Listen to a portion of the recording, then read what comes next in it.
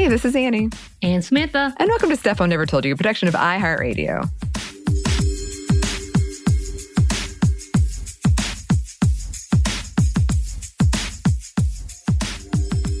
And yes, welcome to another edition of Women Around the World. And today, I'm going to timestamp this because, yes, it's the Olympics. So any current events, we want you to know when this is, so you're not so confused if you're listening to this 4 years down the road. I don't know. Yeah. Today is March 31st, 2022, last day of March. Yeah, Juan McGregor's birthday. So Twitter tells me. Who? Juan McGregor, Obi-Wan Kenobi. Oh, okay, sure. Happy birthday. If you're listening, hello. Yeah, he's listening to our show. I'm sure he is. Sure, you know what? he That would is. get him some major points if he was listening to a feminist-centric show out of nowhere. It would be delight. So we'll see. Yes. Now that's like that's now like it's just casting that out. Yeah, that's just casting that out. And today we are overdue in celebrating the women of the Paralympics. Before we start, and we are going to jump into it, Anney, I do have a question for you because we love these questions. Are you currently in any type of team sport activity? Not currently. I had a brief dalliance with volleyball. Okay. A couple years ago, I mean, it's probably more than a couple years ago now because COVID feels like a blur. But like I'd say 4 years ago, I was kind of a substitute player for a volleyball team, and that was fun. And then I played kickball for a minute, even longer ago, kind of college years. And I think that's it. I guess I played cricket for a minute when I was in Australia. I played cricket. Oh, okay. Yeah. Did you play in high school? I played, not really. I was really self-conscious about my body in high school, but I played soccer with my friends, but not on a team. And I played basketball with my friends, but not on a team. Okay. If you could be, or if you had to be in a team sport activity, what would you do? Oh, good question. I forgot to mention I played tennis for a long time. Oh. I did play tennis. I love tennis. So it would probably be tennis or volleyball because I really love volleyball. But I haven't played it in so long. So I'm kind of like, I wonder if I still have that same. When was the last time you played tennis? Because I don't think I knew that about you. Oh, I love tennis. I played it throughout high school, throughout college. And then for a while, I played it pretty off and on with a friend of ours, Chandler, and another friend of mine, Katie.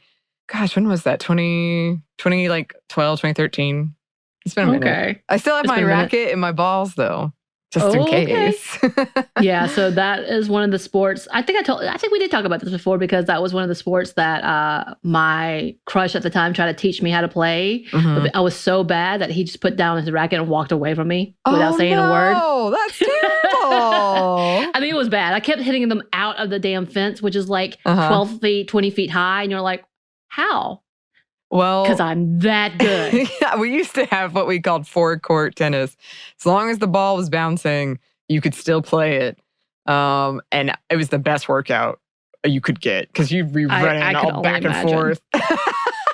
You know, though, I really wish I could play it like the TV version where you're not actually playing and they just put the like CGI the ball in there so you look cool. That's what I need to do it.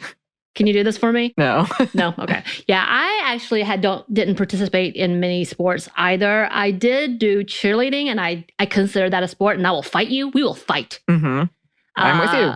Because I was definitely the base or the person on the bottom throwing people up, I got injured. People got injured all the time. We competed. We weren't great. I could barely get off the ground. My 5'4" self could not get off the ground very high, but I sure did try. Yes, I sure did try. You did.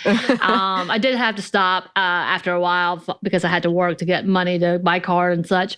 But it was really fun, and I do miss that. I also played, because we have to do, when I was in DJJ, we would do the office or state, county championships, and we played kickball. I was not good.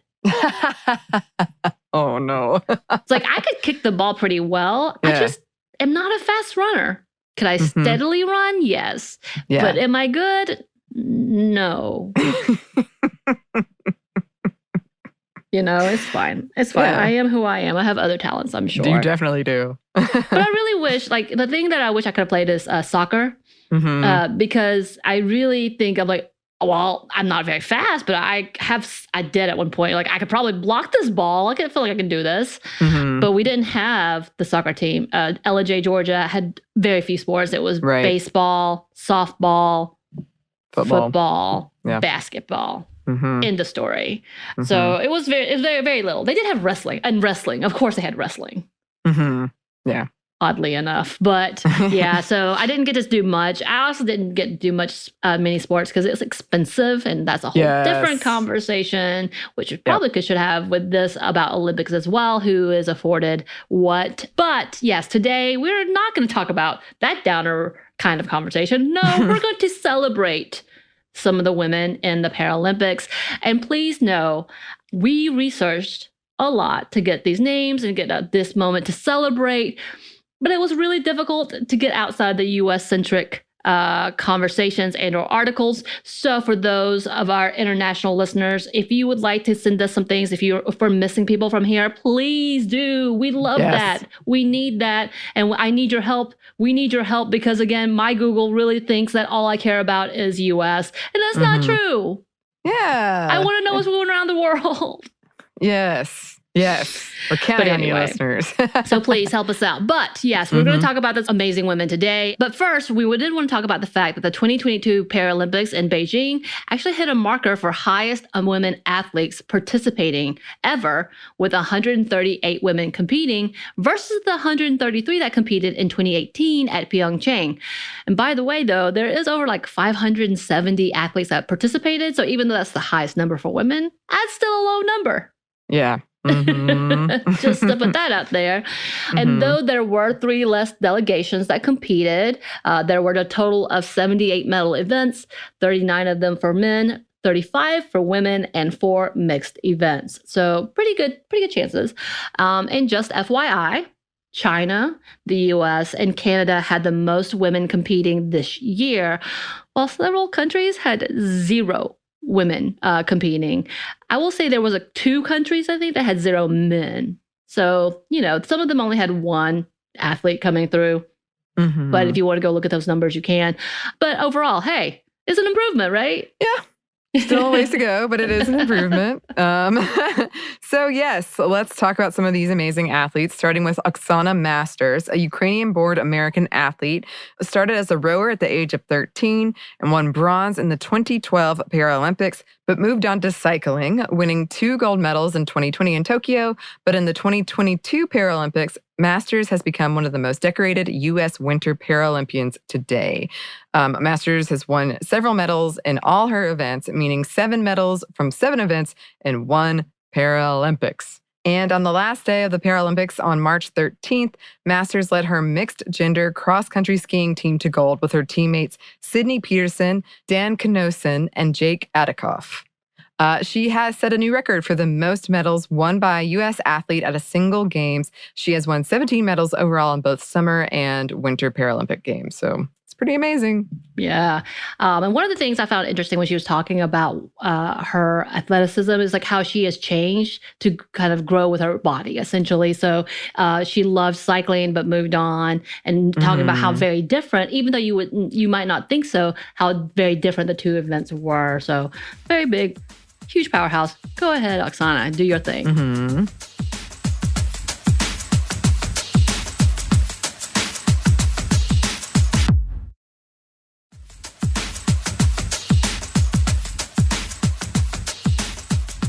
And let's talk about the women of Ukraine who've been racking up some wins as well. Ukraine was able to get the 2nd highest medal count in the Paralympics with a total of 29 medals, behind China, who got the most. And the athletes Irina Bui, Alexandra Kononova, and Lyudmila Lyashenko have been a big part in adding to that medal count, including winning at least 3 medals in women's middle distance standing. And Bui and Kononova picked up medals for other standings as well. So they're killing it out there. And As the war in Ukraine continues, the victors couldn't deny the conflict of emotions. Bowie told one news outlet, quote, "We would like to dedicate our results and medals to each and every Ukrainian and all the soldiers in the Ukrainian army who protect us. With our performance, we represent the whole country, and this is our battle here." And I will say, I think it's Bowie, maybe Bowie, who, I think the day that she won a gold medal, her village had been bombed. Oh. Another one of the women had family members getting captured. So there's a lot of emotion. And just an FYI, Russia was expelled from the games, I believe, and was not allowed to participate. But yeah, there's a lot of mixed feelings for them. Definitely. Yeah. Moving on to legendary Slovakian skier Henrietta Frkovsova. Frkovsova, who has been skiing since the age of 17, really made a name for herself in these Olympics. The 2022 Paralympics makes her fourth competing in the vision-impaired classification of alpine skiing. She was the most decorated athlete in the 2018 Paralympics with 4 gold medals and 1 silver. But she topped that off with winning 2 gold medals in downhill and combined skiing. And not only is she a Paralympic champion, but a 17-time world champion. Okay, then we have Canadian athlete Natalie Wilkes, who was one of the youngest medalists in Canada, which, by the way, she was also titled that in 2018 in the Pyeongchang Paralympics when she competed at the age of 17. And at 21, she has risen to be one of the most watched athletes in the Paralympics. With 7 medals under her belt, she is speeding, to breaking records in Canada and will continue to be a force as she pushes on to the next competition. I see what you did there. I see what you like did. That one? Yeah, I did. Then we have Chinese alpine skier Zhang Mengqiu. China had the most medals, as you said, won in the Paralympics, and it's no doubt that Zhang was a big part of that, winning gold in women's giant slalom standing and women's super G, and silvers in women's downhill as well as super combined. All these names, I'll admit, a lot of them go over my head, but they sound impressive. So yes. And she is only beginning. She began her competitive track in 2017-2018, winning a gold and silver medal at the time, and was able to win medals in para-alpine skiing at the Paralympics for China for the first time. Right. And just an FYI, apparently there was this whole conversation because she kept changing up her hairdo every time she would go onto the podium, which I didn't necessarily want to highlight because I was like, is that, I don't know, but something for her that was important and her aesthetic was important. And I love that. And if you look at that pictures of her hairdos, super cute. All these cute little braids. But I loved that. I was like, okay, you do you. She's like, all of her pictures are so happy. Yeah. So let's talk about Momoka Muraoka. So sorry if I said this wrong. Probably trying to get it. But she is the Japanese para-alpine skier who began her career in 2014 and continues to collecting medals. She was able to grab 3 gold medals and 1 bronze during the Beijing Games, adding to her many medals already, which she actually in Pyeongchang 1 gold medal and 4 other medals as well. So she's topping off all of her medals and winnings with these Paralympics. Yeah, she has been making headway for a long time. And actually, she was the flag bearer at the 2018 Winter Paralympics Parade of Nations in Pyeongchang. So yeah, people have been watching her closely and expecting big things from her continually as she competes more. Yeah, so there's just a few of the names, y'all. Like I said, we would love to mention more. So if you have something that you want to mention or let us know about, I know we've had listeners write in about the Paralympics and we love it. There's definitely a lot of conversation when it comes to the Paralympics and making sure that we are being inclusive, but also being mindful that we're not being ableist in what they have done and what they're accomplishing in these games. So there's a lot when it comes to the Paralympics, a lot of controversy, a lot of conversation, and how to best be supports to the disabled community, as well as the fact that we don't want to be ableist in any manner, because obviously they are amazing and phenomenal athletes that should be celebrated for what they continue to do, and just being given just as much attention and credit for all of the hard work as any athlete out there. So to those winners and to those who are competing, wow. Yes. Wow. Yeah, congratulations. As always, yes, if you have somebody you would like for us to highlight, if there is any aspect of the Paralympics or sports in general, or really anything that you want us to talk about, you can let us know. You can email us at stephanieandmomstuff@iheartmedia.com. You can find us on Twitter at momstuffpodcast or on Instagram at Stuff I've Never Told You. Thanks as always to our super producer, Christina. Who is also, wow. Yes. Oh, yes. And thanks to you for listening.